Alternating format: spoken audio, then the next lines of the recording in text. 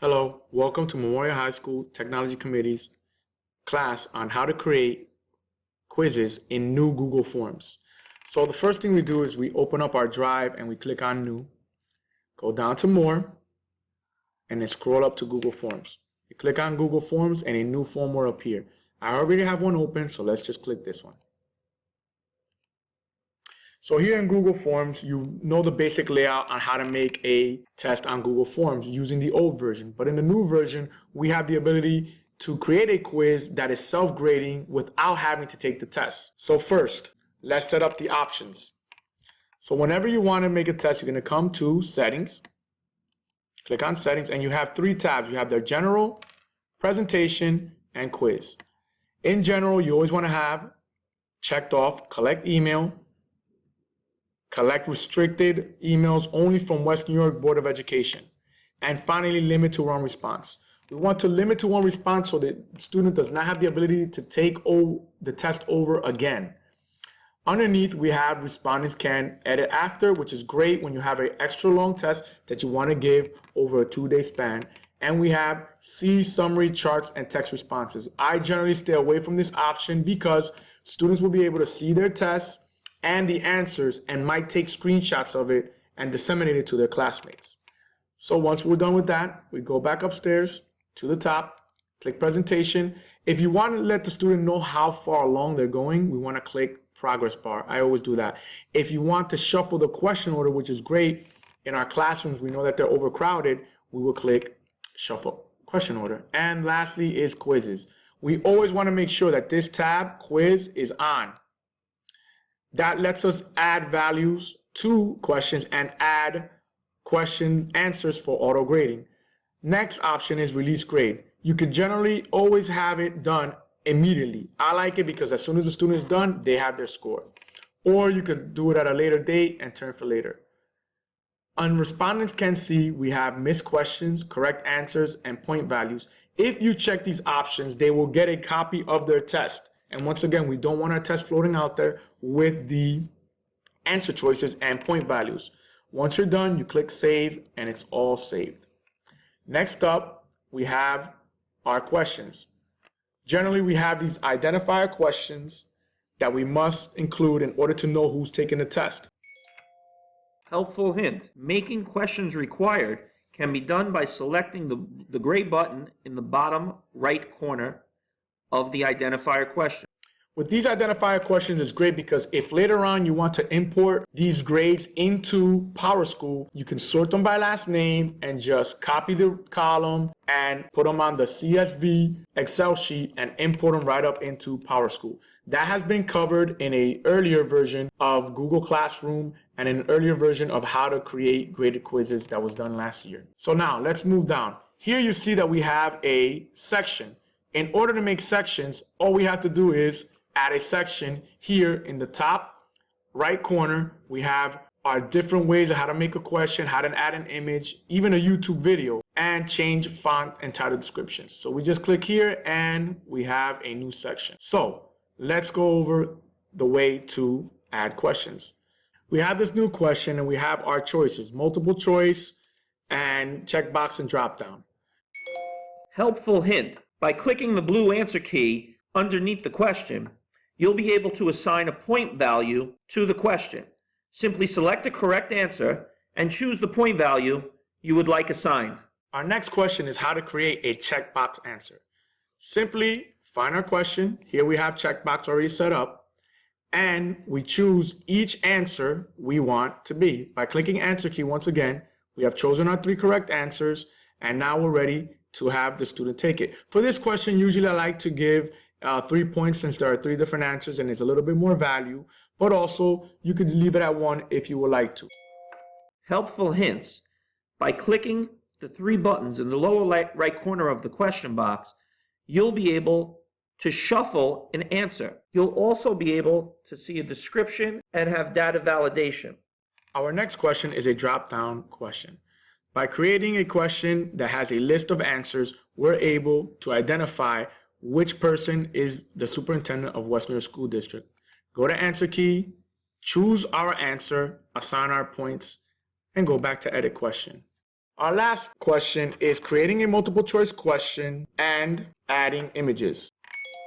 Helpful hint, you can add an image to any multiple choice question by running the mouse over the selected answer and clicking the image icon on the far right of the screen.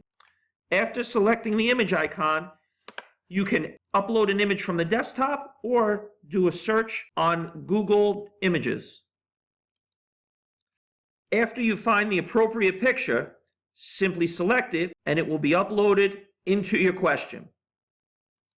After all images are inserted, we can click on Answer Key and assign a point value.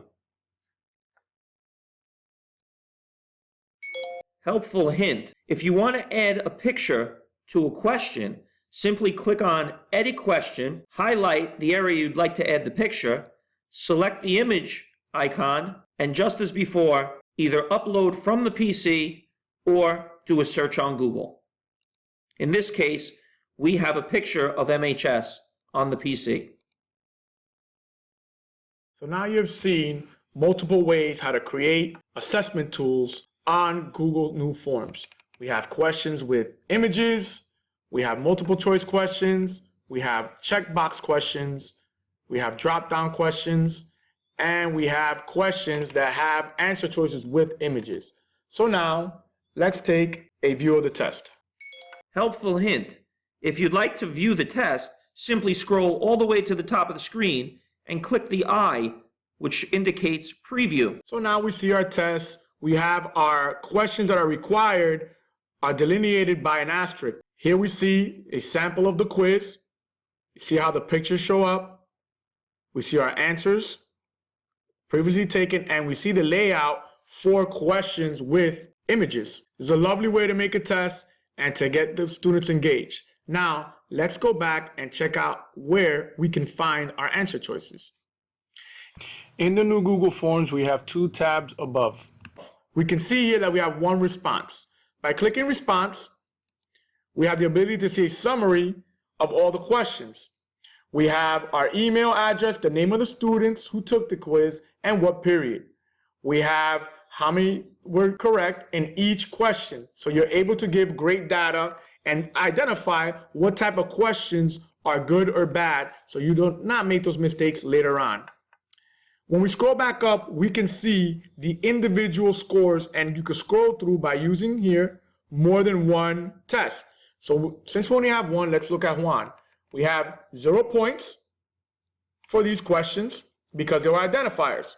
We have Juan got 1 out of 1 for the first question, 3 out of 3 for the second question, 1 out of 1, and 1 out of 1 for the last question. Now, if you prefer to see the old version of Google Forms and the way answers were seen on a spreadsheet, all we have to do is click on here, view responses, and it will take it to our spreadsheet.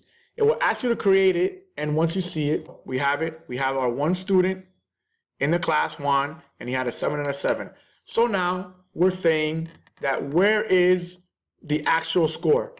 Helpful hint, you can view the score and do your own calculations from Google Sheets. However, if you would like Google Sheets to grade the test for you, you can simply go ahead and take the data on the initial Google Sheets page and transfer it to a new Google Sheets page. So now we created a new sheet, and we're going to paste in our data. Paste special, paste value only. We want to drag the first column over. This column is the correct number of answers on the test. So we know it was 7 out of 7.